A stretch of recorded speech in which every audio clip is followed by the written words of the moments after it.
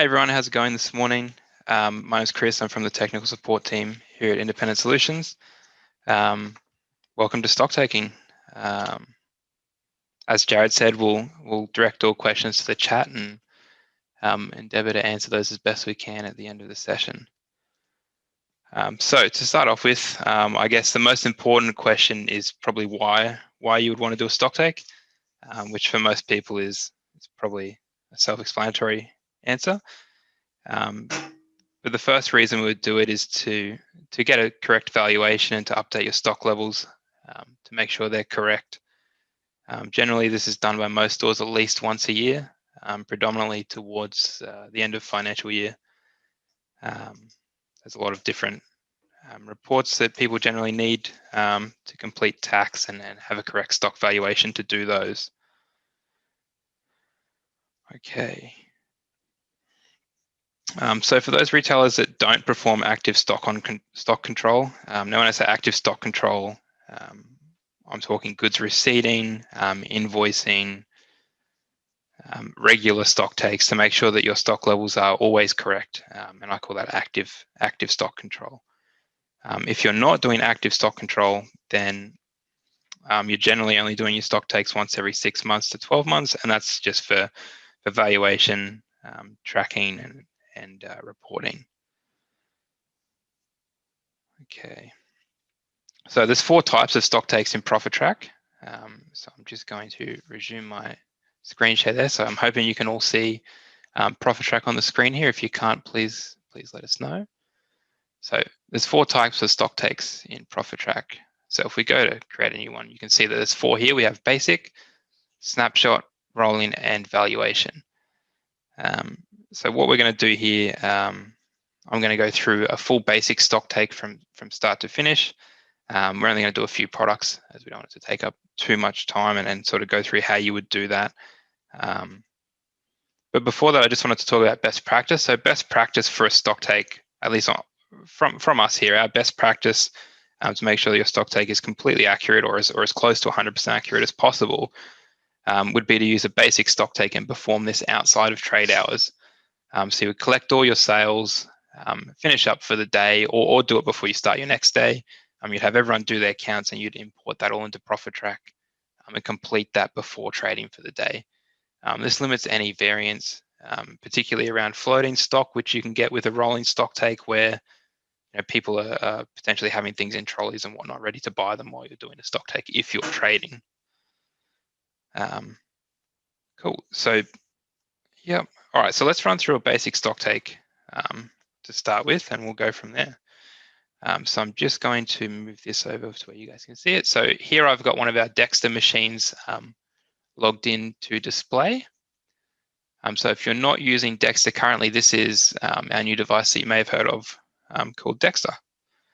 So this is what it looks like from the start screen. You log into your Dexter, you've got ordering, scan and count, markdowns, and shelf audit. Very similar functionalities to PTMate, just updated and better essentially. So what we want to use is scan and count. Now the reason we use scan and count is this allows you to scan every item and you can actually import this session into any section in Profit Track. So if you always use scan and count, doesn't matter if you're doing an order or a stock take or goods received, you can import this session up to it. So I've got one that I've done here and I've just added a few products quickly. So we've got 1.25 litre Solo, Arnott's Tim Tams, Chewy Caramel, and Bay Lamb patties. So this is just a test, so the items don't particularly matter here. So what we're going to do is a basic stock take. I'm going to call it stock take 26th of May. And we're going to do this one. So there's a couple of options here before you begin. So the first one is fill by group. Now, if all these products were a singular group, so say you were just doing your drinks section, you could come down to drinks and just add drinks and do that whole stock take. So what that will do is this will preload all the items from your drinks group into your stock take and have them there ready to go. The other options you have is fill by supplier. That does much the same thing, just fills all the products from a particular supplier. Now, a full stock take will add all the products in your shop. So what we want to do is we just want to go empty. We're just going to go start and load from file. Sorry, I'll just touch on that quickly. This is if you have a third party doing your stock takes, you would load their file in here, but we'll touch more on that a bit later on. Okay, so we're going to go start here and we're going to go to load PDE. So we've got our PDE Dexter and we're going to load that one here. So what we're going to do is on our Dexter here on the right, you can see, so this is a device, looks very similar to a phone. You'd have it in your hand. If you swipe this to the left here and we click send, it should send that through. And we've got our Dexter account here. So we're going to add that one here. So this is, you can see here it's got problem items. So none of the items that we've selected on our Dexter have problems. You may get problem items if you're scanning products that come through and they're not in the back office shop. So you scan a product through or a PLU and ProfitTrack doesn't recognize it. And this will come up here. You may also see that if someone's scanning and maybe they're scanning a bottle of Coke and they accidentally press a button on the keypad at the same time for your Denzos or your PT Mate users, and that will obviously make the PLU incorrect, and then it will show up here. So this is just so you can know before you load into your Stocktake what your problem items may be. So we're going to go ahead and accept that one here. So you can see here we've got our Stocktake, looks very similar. So if I've put in that I only have 1 unit of my Angel Bay lamb patties, so I've had 60 stock on hand or two cartons. So I've got, 120, 2 cartons of 60. And if I've only got 1 unit, I've got a big variance. But if we change this one here to 2 cartons and 0 units, you'll see that our variance goes to 0. And the value of that stock is located here on the right-hand side. You won't be able to get a total value of all the items in your stock until after you're done. You can do a valuation report on the session. So we've scanned our products, we've loaded them in through Dexter into the system. So we're going to go through from here. We'll go close. So you can see our Stocktake is just sitting here ready to go. Now, there's a few functions after you've loaded them in. The functions that are most important to know would be add items not counted is probably the most important one for those users that are not doing active stock control, that do it yearly, once a year, once every 6 months. So add items not counted. This function allows you to add products that were not included in the count to the session with a 0 stock total. So this may be a product that you previously carried but no longer have, and it no longer has a shelf position. It may be something that's on order but you didn't have tickets out for it, so we're unable to scan it into the count. Now what this will do is it will add them with a 0 next to it. So this helps you eliminate any incorrect stock on hand figures, positive or negative. So if you had a bunch of products there in your system that may have had incorrect counts with negatives, if you don't 0 them out, they're going to count positively and negatively against your valuation and your stock totals, and that's going to throw you out. So add items not counted allows you to 0 any stock that's not included in the Stocktake. You would normally use this function when you're doing a full Stocktake. Important to note as well, basic is really the only Stocktake where you can use add items not counted, but we'll sort of get to that a little bit later. Now the other important one would be merge. So merge allows you to actually merge 2 Stocktakes together. So say you sent 2 staff out, one to count all the fridges, and one staff member out to count the front section and the aisles. Now I'm going to use Coke as the example product because it's probably the easiest explanation where you're going to have the same product in multiple locations in your store. So in my store here, I've got Coke in the fridge, I've got Coke on the shelf, and I've got Coke at the front near the counters. So I can merge these 2 Stocktakes together, and we can go merge. Sorry, you've got to select a different one on each side. So Stocktake 2605 and my test one here. We can go merge, and it comes up with this screen here. Do you want to merge these two stock takes? Now, generally, if you're sending one person to stock take a particular part of the store, you would call that stock take fridge stock take. The other one might be front counter stock take, and the third one might be aisle stock take or aisle number 5, whatever you guys would call that generally, whatever's easiest to maintain that. You go yes. So merge complete. So now both those stock takes are together. Now I didn't have any products in my other stock take, so we still only have the original 3.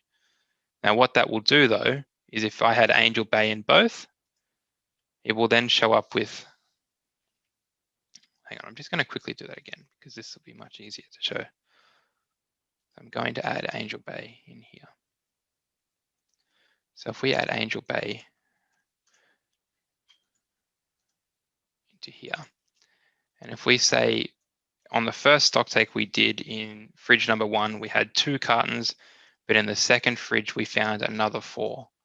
Now if we merge these 2 stock takes together, you'll see that instead of subtracting or minusing, what it actually does is it adds those 2 stock figures together. So it allows you to get a completely accurate total. So you've got these 2 here. So now you're saying you have 6 cartons of the Angel Bay patties. All right, so that's merging for basic stock takes covered. If you have any queries around that or would like to do that, please shoot us a question. All right, so we'll go back into stock take. Okay.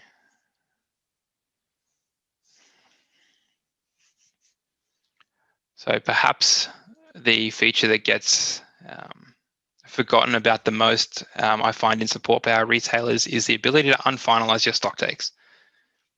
So if you finalize your stock take to adjust your stock on hand levels, you will get this here. Update stock levels now.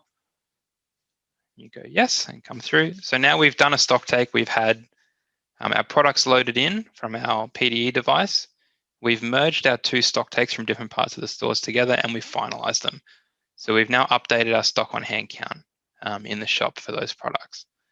Now, if we find that they're incorrect, all we need to, and we want to change that, we just have to click on Show Finalized in the top here, and it will show us our previous stock takes. So I've got my stock take from the 26th of May here, and I'm going to click on it here. Now, if this is incorrect, all I need to do is highlight it and just click Unfinalized down here. It says the reset. This will reset the stock take as unfinalized and recalculate stock on hand for all products. So what that does is it basically goes back to before the stock take was processed. So we go yes.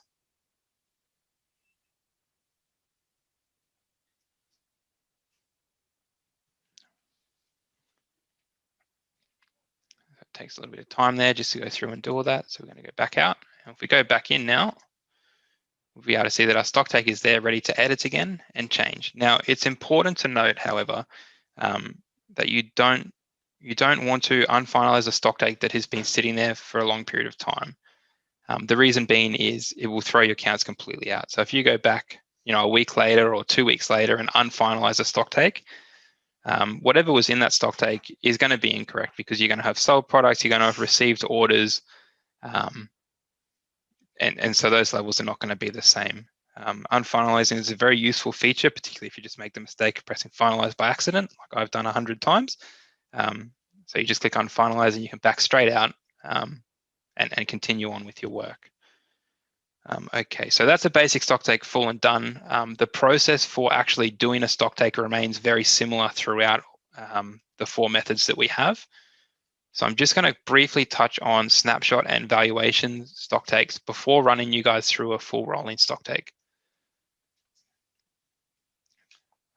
So a snapshot stock take is most useful when stock taking a controlled substance or a controlled product only.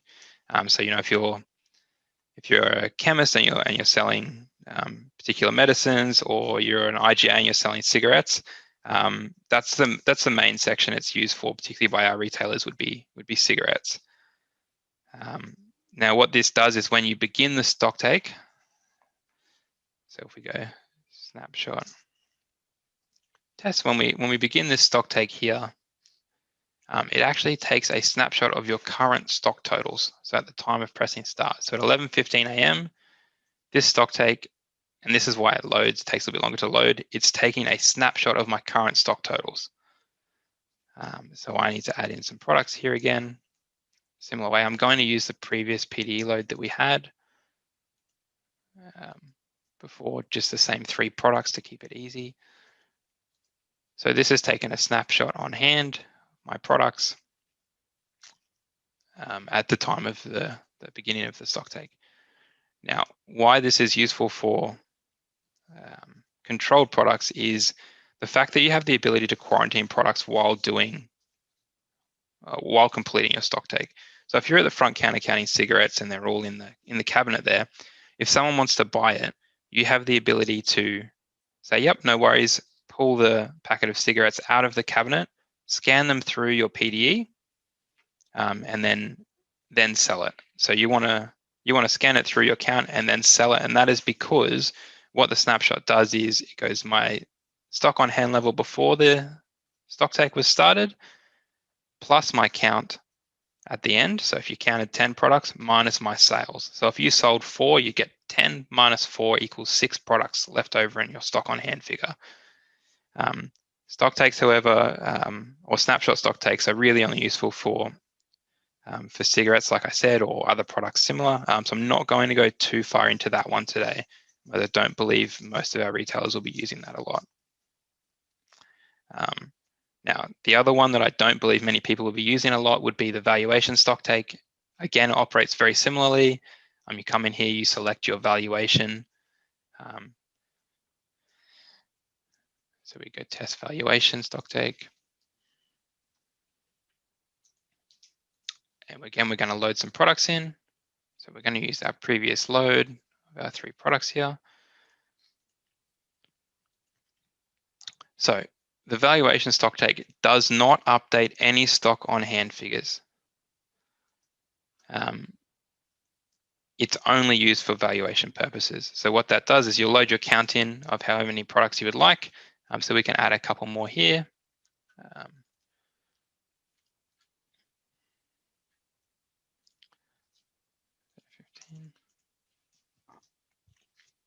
And it gives us a valuation on the side here. Now, once we're done with this valuation stock take and we finalize it, we'll get a valuation report, or we can click on reports, valuation report. And we can see here you've got 2 different types of valuation, or 3 different types of valuation reports. So you've got a valuation report detail. So we're going to include GST. And we'll see that one here. It will just take a second to load through.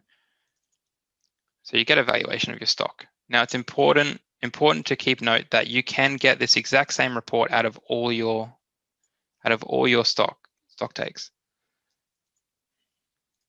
So we can get the same report out of our stock take over here, our basic one. We can get the same valuation report. So the reason I'm not going to go any more into valuation stock takes is because there's not really there's not really a period where you would use a valuation report over a general stock take. Because if you've gone to the effort to count all your products, you may as well take that chance to update your stock on hand and keep it as accurate as possible. Cool. All right, so that's valuation. Now on to the next big stock take that majority of users will use. Now I don't know if you remember at the beginning, I was talking about active stock control versus non-active stock control.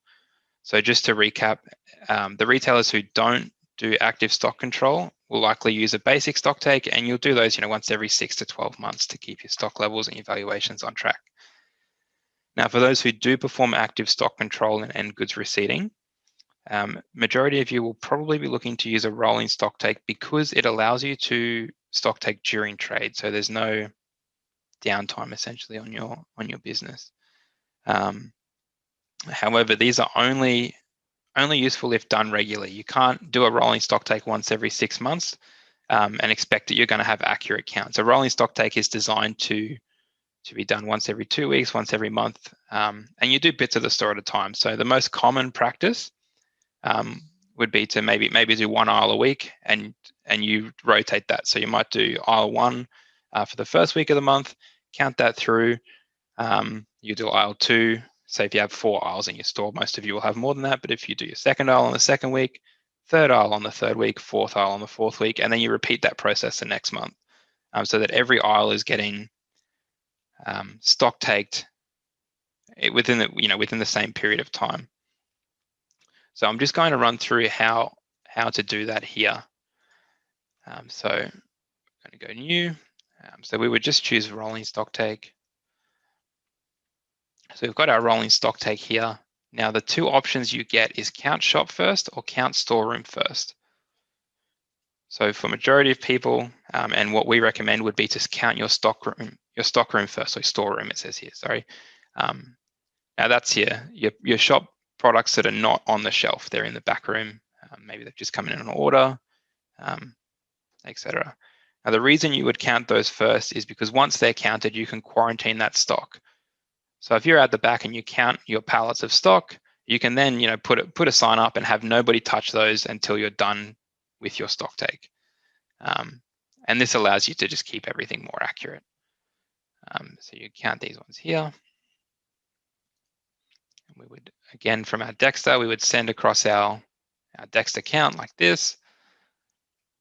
We would load it in. Now I'm going to use the previous one again, and we would go from here.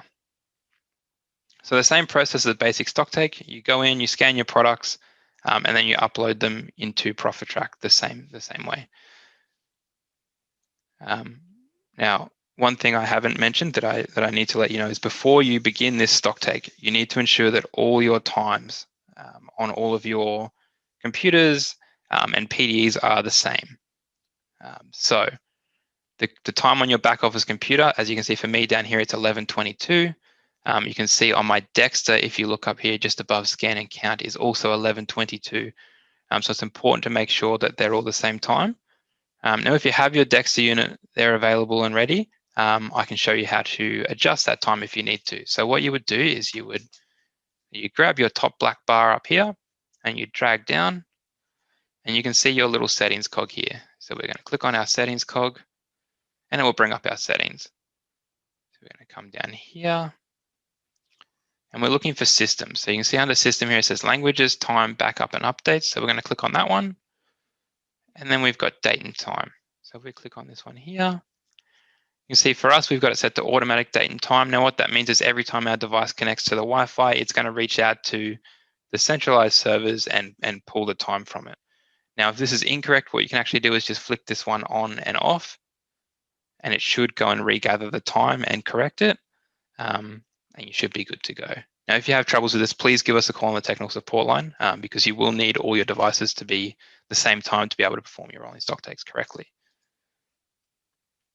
So we're going to go back into Dexter here. So we've uploaded our products. Now, the reason they need to be the same time is that every product gets a timestamp of when you've scanned it.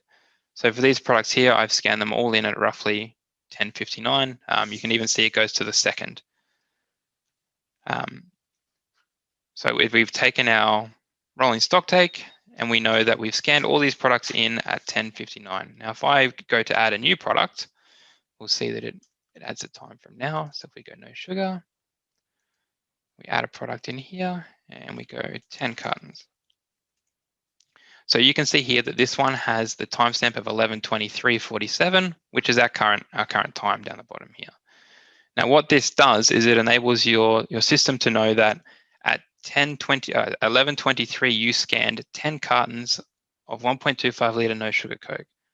So if you sell a Coke after this time, the system will automatically deduct that from your final count. So if we had a total of 100 units and we sold one after 11:23, when we process the stock take, we will have 99. This can be thrown out a little bit by floating stock. Now, floating stock is if you're doing a rolling stock take, floating stock is the stock that customers may have in their trolleys while walking around while you're completing your stock take. Because it's assumed that you're doing your stock take during trade if you're doing a rolling stock take. Again, that should only be a little bit out. It's likely not going to affect your count a whole lot. Okay. All right. So that's rolling stock take, how to bring it up. We've got the timestamps here ready to go. Now, I don't have any sales coming through my system, so it's not going to adjust any of these counts. But you would process it much the same way. You come out, you have a look. you're ready to go, and you would hit finalize. With the same process. So why rolling stock takes are beneficial, again, is active stock control. And one of the main purposes for that is actually to control dead stock, wastage, shrinkage, all that kind of thing. So for those who aren't aware of my term dead stock, that refers to the stock left on the shelf or in your back room of a product when the next order arrives. So if you're ordering Weet-Bix, for instance, and you have 15 boxes on the shelf when your next order arrives, we call that dead stock because it's essentially extra stock that you may not have needed. Now, obviously, you want to keep some stock on the shelf because you never want to be empty. But there's, it's about limiting that buffer stock as small as possible, and that's to eliminate wastage and, essentially keep more money in your back pocket for as long as possible. Is the idea of active stock control. If you're not currently doing active stock control and would like to learn how or want to have a discussion around it, please give us a call on the support line. Myself, one of the other technicians, have been more than happy to talk to you about it.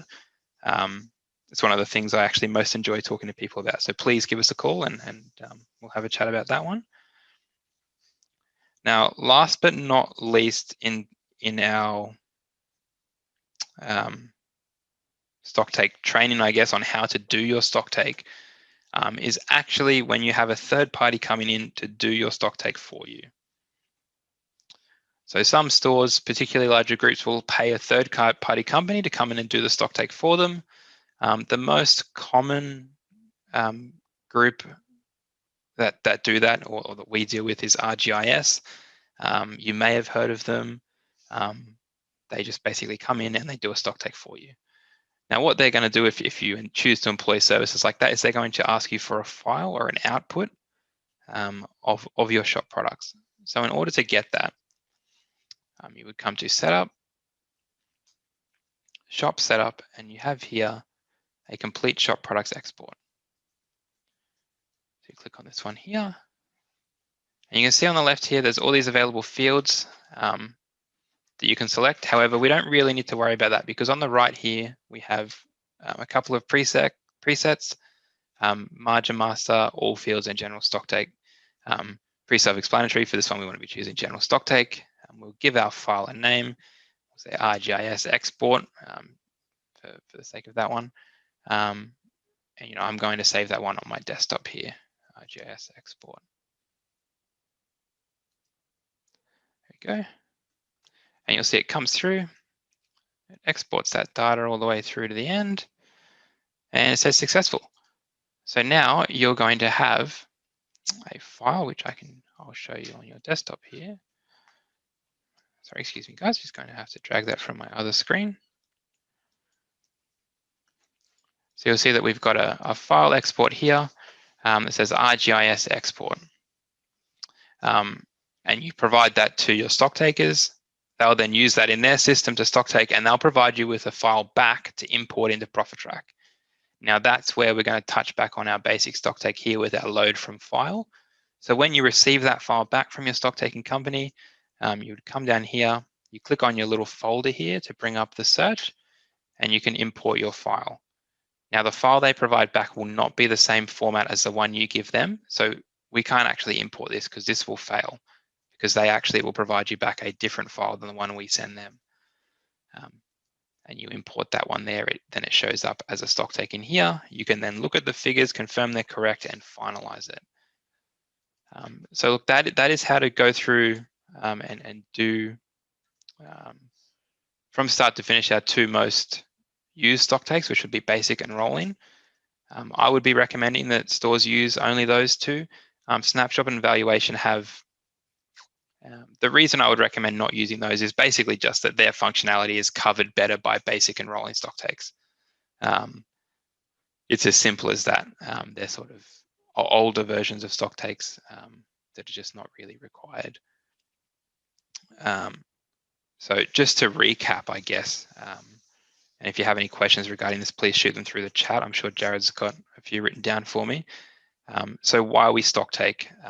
Again, we Stocktake to get a correct valuation for our store, for the products that we're carrying, to track dead stock and shrinkage.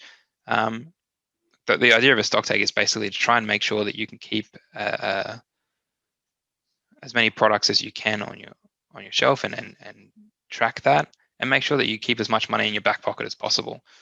That's probably the biggest purpose of Stocktake, really, is to make sure you keep as much money as you can with you guys and not somewhere you don't need it in the form of wasted products because they're going out of date, because they're not being sold, etc. So again, a basic stock take would be done by our users who don't perform active stock control, and they're doing it once every 6 to 12 months for evaluation only, or just update their stock figures once every 6 to 12 months. Snapshot valuation, we've touched that, so I'm going to skip that one. And rolling stock take, again, is for those active stock users that want to do regular stock takes to try and keep their stock levels always as accurate as possible. So that means that at any point in time, you can open up your profit track, you can look up a product and know that that stock on hand figure is 99% accurate. Again, it's almost impossible to be 100% accurate with a stock take, so you want to get as close to that as possible. And then we have our third-party stock takes, which we've just gone over with the file export and import as per usual. So look, I want to transition now to the Q&A section because I feel like